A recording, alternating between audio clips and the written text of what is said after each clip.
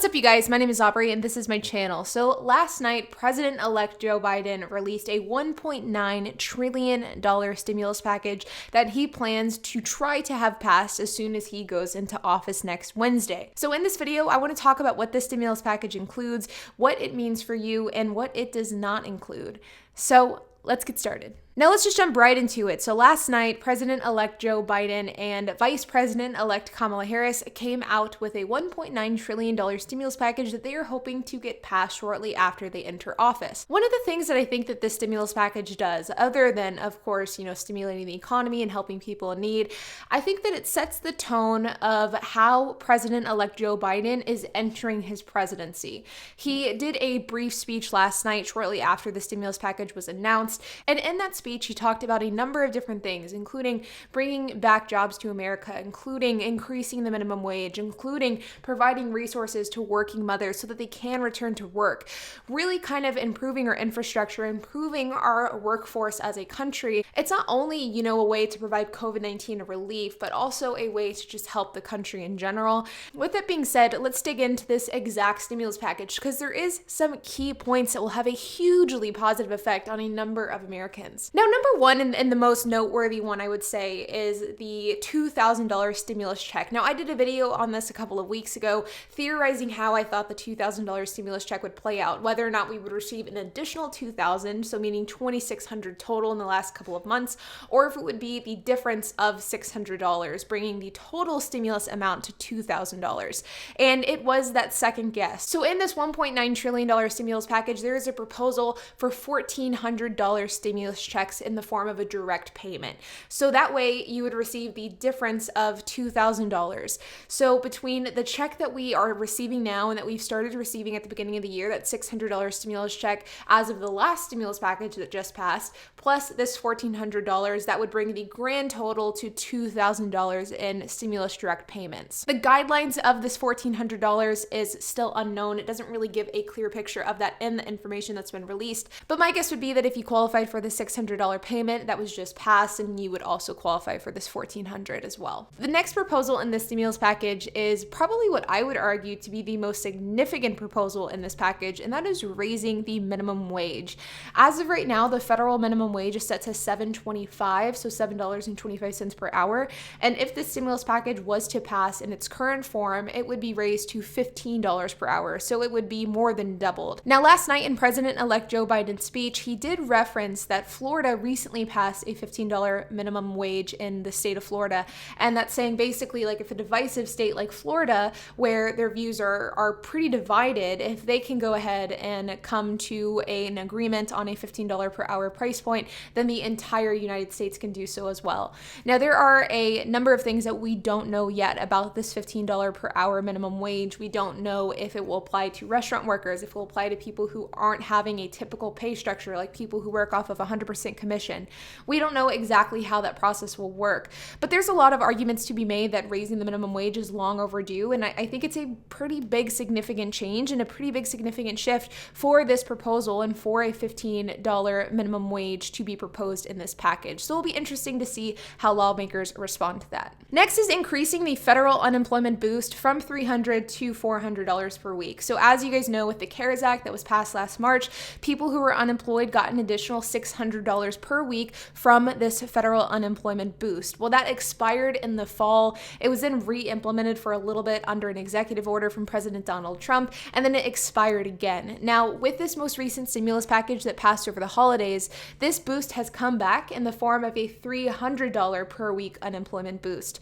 But if President-elect Joe Biden's stimulus package gets passed in its current form, that $300 per week unemployment boost would be changed to a $400 per week unemployment boost, so it would be increased by $100 per week. Other than that, it seems like the regulations around the unemployment boost would stay the same, that nothing really logistically about that would change other than increasing it by $100. The next funding proposal is $50 billion to COVID-19 testing. Now, say what you want about COVID and about the vaccine and all of that, I'm not going to have a debate about, but what I do know for sure is that our COVID testing system is an absolute nightmare, and it is in desperate need for a revamp. My parents tested positive for COVID COVID over the holidays, and I was somebody who was with them right before they tested positive.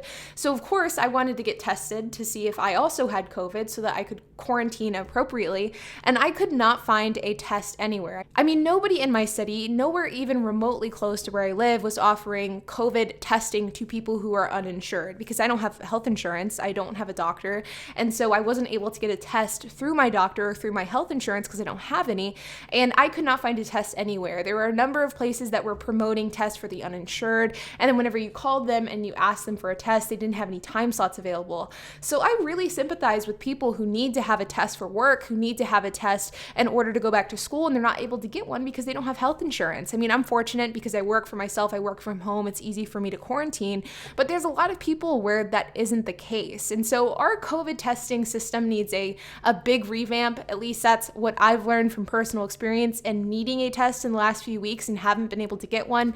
It's an absolute mess. We need a revamp. So hopefully this $50 billion in funding gets passed and lawmakers can try to make this testing system a bit more efficient, because as of right now, it seems to be a bit incompetent to say the least. There's also $350 billion in local government aid. So as you guys may know, with this most recent package that just passed right after the holidays, this topic was a key sticking point, the issue of local government aid. And it was something that Republicans specifically did not want to include and Democrats did. And it was a big negotiating chip back and forth of, do we provide aid to local governments?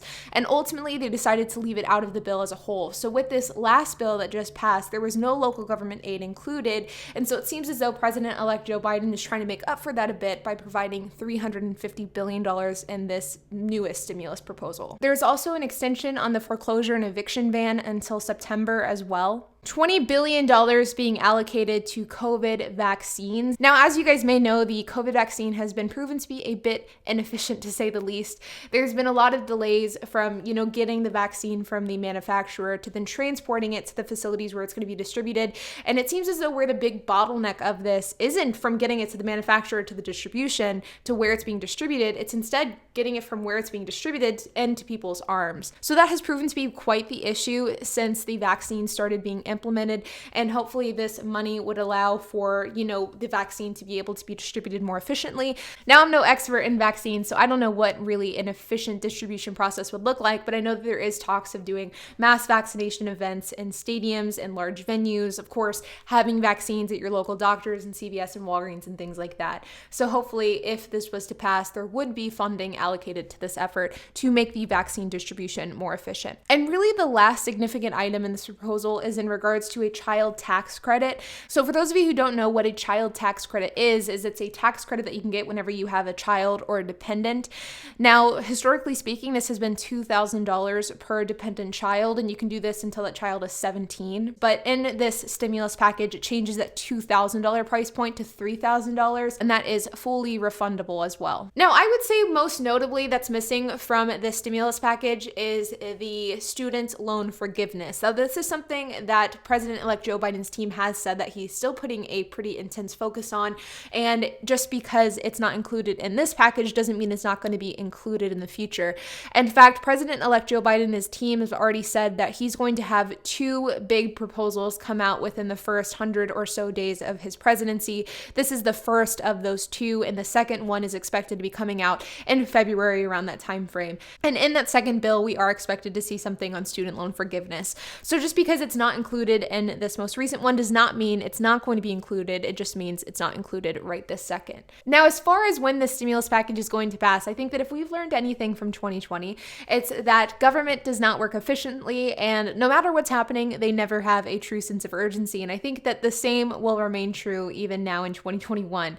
Honestly, I don't see this bill passing anytime soon. It is currently January 15th. This bill was announced on January 14th, and we kind of have a jam-packed January. I mean, President-elect Joe Biden and Vice President-elect Kamala Harris are getting sworn in 5 days from now on Wednesday, January 20th. The Senate doesn't even resume for full session until Tuesday, January 19th. And even once the 19th comes along, they're going to have quite a full plate, including confirming the cabinet members for President-elect Joe Biden's cabinet, including dealing with the impeachment of our current president, President Donald Trump. And then, of course, on top top of that will be the issue of the stimulus package, which of course they will have to negotiate with the House and with the Senate. And I honestly don't expect for us to really get any headway on this until February. That is my guess. I would say maybe we'll see a passed stimulus package either the end of February or early March. That's my prediction. And I would also guess that we probably won't see all of these things in this stimulus package, but I think that we'll see variations of what I've laid out today. But with that being said, you guys, I would love to hear your thoughts on this. I know that there is a ton going on right now in regard to stimulus packages, and it can sometimes be hard to figure out what resources are there for you, which ones aren't there for you, which ones could happen, which ones won't happen. It can be overwhelming really quickly. But I would love to hear your thoughts. If you have any comments, if you have any questions, if you have anything to add, make sure to leave a comment down below. Remember that the SBA is releasing guidance on the IDO program on Sunday. I will be doing a video on that as soon as the information is released. So if you guys are interested in learning about that, make sure to hit the notification bell so that you get notified when I drop a video. And while you guys are at it, make sure to hit the like button, make sure to hit that subscribe button, and hit that notification bell. And I will see you guys in the next video.